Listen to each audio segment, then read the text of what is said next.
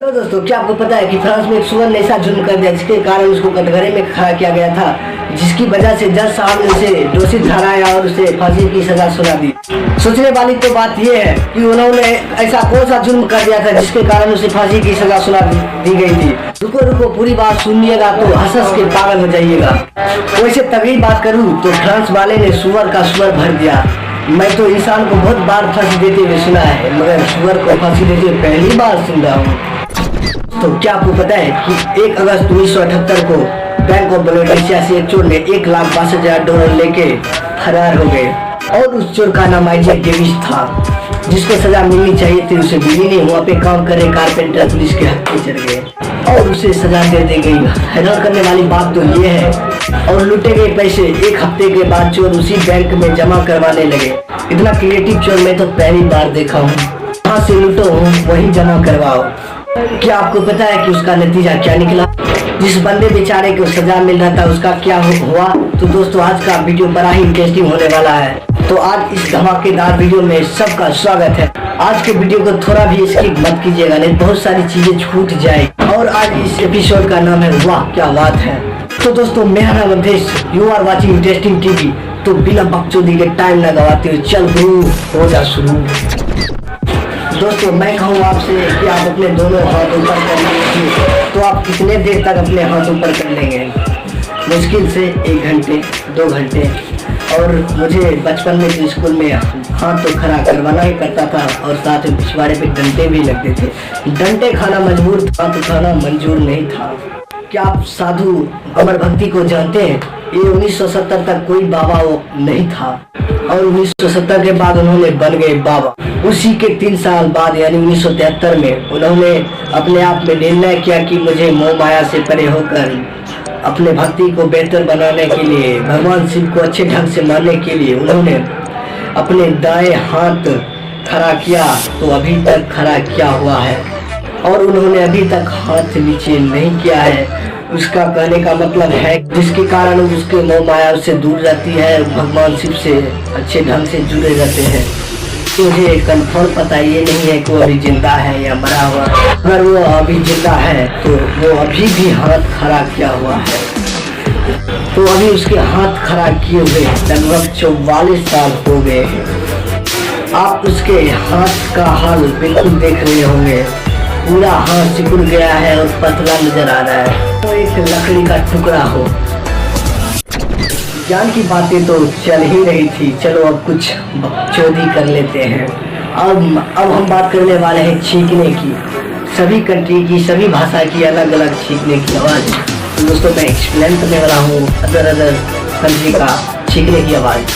छींकना इसी तरह के अलग अलग भाषा में, अलग अलग कंट्री में अलग अलग तरीके से छींका जाता है। इंग्लिश स्पीकिंग कंट्री में इस छींक को इस तरह छींका जाता है, आछू। फ्रांस स्पीकिंग कंट्री में थोड़ा सिमिलर होता है पर इस तरह होता है, आछू। जर्मन वाले तो अलग ही लेवल पे उसको छींकने की ताकत को इस तरह यूज किया जाता है, छच्छी। वाले तो मजाक ही बना दिया है, हुआ कुछ इस तरह छींका जाता है, अच्छू। तो इन्होंने तो हक से छींकते हैं और चाइना वाले कुछ इस तरह छींकते हैं जिससे पूरी दुनिया परेशान है। Run.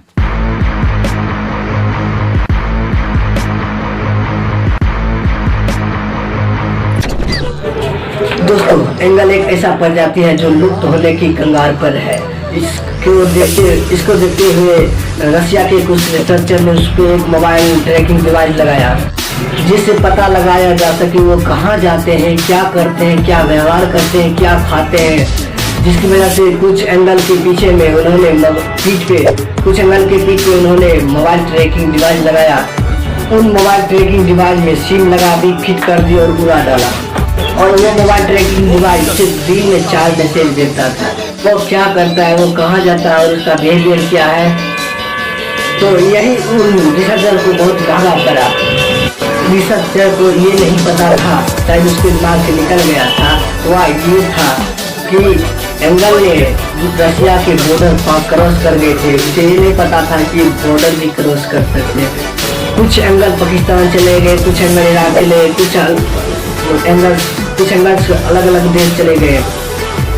रिसर्चर को ये नहीं पता था कि ये बॉर्डर भी क्रॉस कर सकता है, जिसके कारण फोन का बिल इतना बढ़ गया बिल इतना बढ़ गया था कि उसकी कंपनी डूबने वाली थी।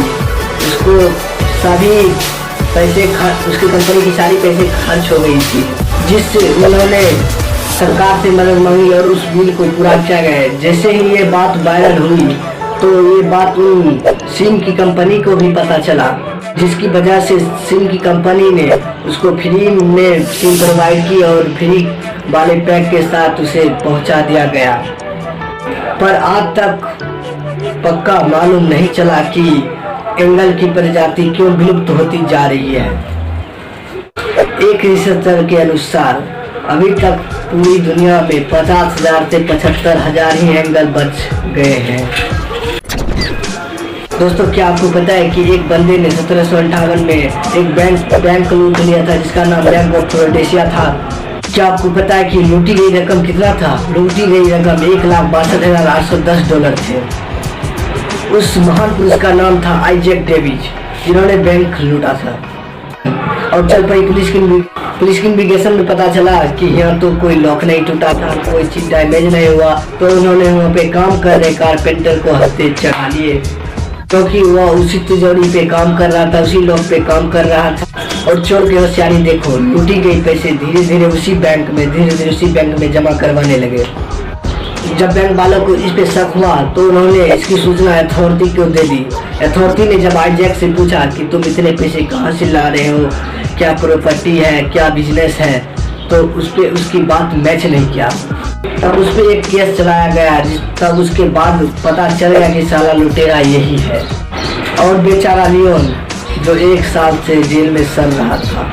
हैरान कर देने वाली बात तो ये है कि आइजैक को एक भी दिन का जेल नहीं हुआ, उसे बस सारे पैसे लुटाने पड़े। पर बेचारा लियोन 1 साल से जेल में सड़ रहा था। तो आप सोच ही सकते हैं कि दुनिया में बहुत सारे लोग बेकसूर जेल में धक्के खाते हैं, जिसका कोई कसूर ही नहीं होता है। दोस्तों, आगे बढ़ने से पहले मैं लाइक रख लेते हैं। आज का लाइक है ओनली 20 लाइक, तो अभी ठोको लाइक। दोस्तों, क्या आपको पता है कि यूरोप में 14वीं शताब्दी के आसपास वहाँ जानवरों को किए की सजा दी जाती थी।